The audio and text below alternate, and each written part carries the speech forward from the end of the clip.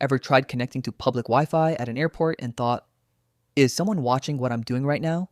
Or maybe you've been working from home and wondered if your data is actually safe when you're sending files back and forth to your company. These are real concerns, and honestly, they should be. This is where VPNs come in.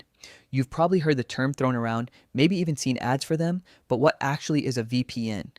And more importantly, how does it keep you safe online? A VPN stands for Virtual Private Network. The name itself tells you what it does. It creates a private network virtually.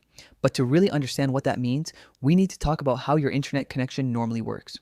When you're sitting at home and you want to visit a website, let's say YouTube or Instagram, you type in the name and hit enter. Pretty straightforward, right? But behind the scenes, there's a whole process happening. Your computer sends a request through your router, which then goes to your internet service provider, your ISP, like Comcast or Verizon, and from there, it travels through the internet to reach the website you want. The website then sends the information back through the same path. Here's the problem though. Every time you send that request, you're also sending your IP address.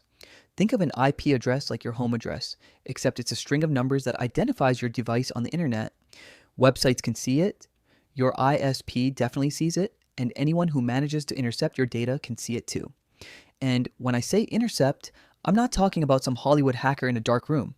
If you're on public Wi-Fi at a coffee shop or airport, someone with basic technical skills and the right tools could potentially see what you're doing. They could grab your passwords, see what websites you're visiting, even access your emails. Not exactly comforting.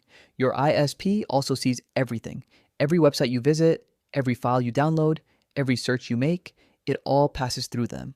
Most of the time, they're not doing anything malicious with this information, but they can track your browsing habits, and in some cases, they might even sell that data to advertisers.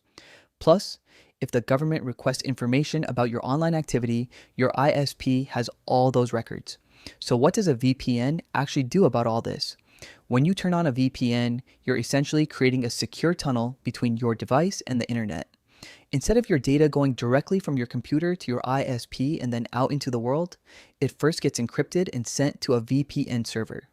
This server then forwards your request to the website you want to visit. Encryption is the key word here. When your data gets encrypted, it gets scrambled into an unreadable format. Anyone who tries to intercept it just sees a bunch of gibberish. Even your ISP can't see what websites you're visiting or what data you're sending because everything is encrypted before it leaves your device. But it's not just about encryption. The VPN server also acts as a middleman that hides your real IP address.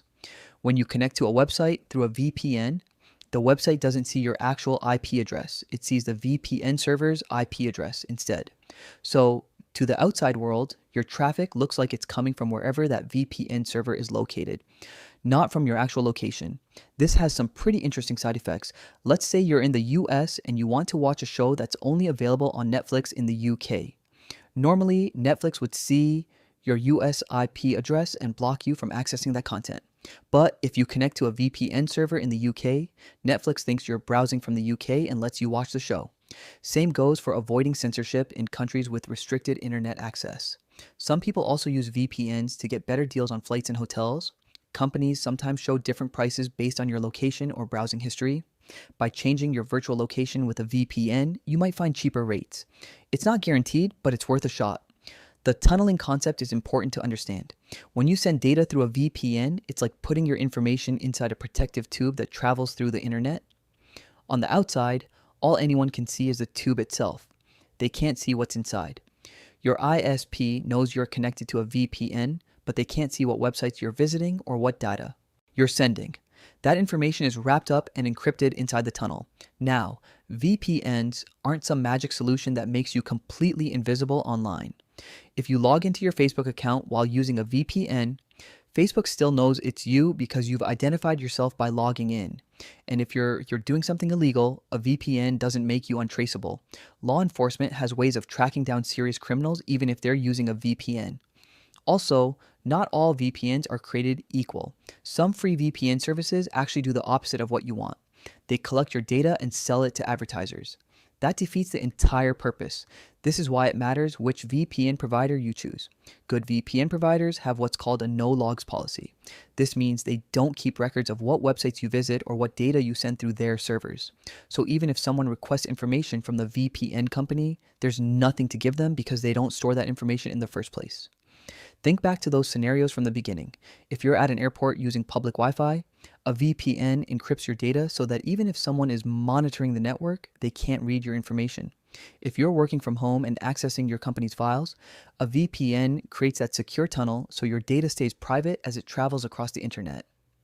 Companies actually require their employees to use VPNs for this exact reason. When you work remotely, you're not on the company's secure network. You're on your home Wi Fi, which then connects to the public internet. Without a VPN, sensitive company data would be exposed. But with a VPN, that data is encrypted and travels through a secure connection, making it much safer. The technology has come a long way. VPNs used to be something only big corporations and government agencies used because they were expensive and complicated to set up. Now, anyone can download a VPN app on their phone or computer in minutes and start protecting their privacy. Is a VPN necessary for everyone? That depends on what you do online and how much you value your privacy. If you frequently use public Wi Fi, handle sensitive information, want to keep your browsing private from your ISP, or access content from different regions, then a VPN makes a lot of sense. Even if none of those apply, having that extra layer of privacy and security doesn't hurt. One thing to keep in mind is that using a VPN can sometimes slow down your internet speed a bit. This happens because your data is taking an extra step, going to the VPN server first before reaching its destination, and because encryption requires processing power. Good VPN services minimize this slowdown, but it's something to be aware of. At the end of the day, a VPN is just a tool. It's not about having something to hide, it's about having control over your own privacy. In a world where so much of our lives happens online, being able to browse without constantly being tracked or monitored feels like a basic right. So that's how VPNs actually work. They create an encrypted tunnel for your data, hide your real IP address, and give you a layer of privacy that you wouldn't have otherwise.